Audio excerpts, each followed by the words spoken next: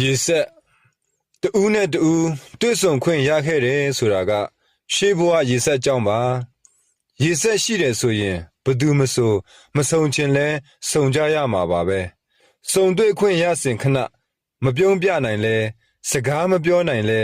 အမြဲမဆုံနိုင်တဲ့အတွက်ပြုံးပြနိုင်အောင်ကြိုးစားနိုင်ရပါမယ်တခါတခါဆုံရမှာပါလေမျော်လင့်ထားပေမဲ့မမျော်လင့်တဲ့ဝေးသွားခြင်းမျိုးရှိခဲ့တာလဲရေဆက်ပါပဲ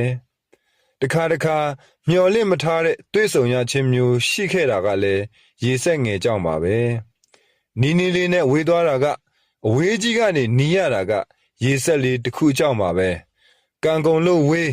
ကံမကုန်လို့တွေ့ရဆုံရကြုံရတဲ့အခါအယမ်းအမြင်ကပ်နေလဲရေဆက်များသူတွေကတော့တွေ့နေရမှာပါပဲအယမ်းချစ်နေတော့လဲရေဆက်ကုန်သူတွေကတော့ဝေးရမှာပါပဲတွေ့ရနဲ့မခေါ်တာခေါ်နေရနဲ့မပြောတာပြောနေရနဲ့ပျောက်သွားတာတွေကဘဝအဆက်ဆက်ချခဲ့သည်မြရေဆက်တွေကြောင့်ပါပဲ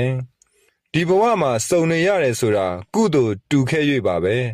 ဒါကြောင့်တူရာအားလုံးကစုဆုံရကြတာပဲမဟုတ်လား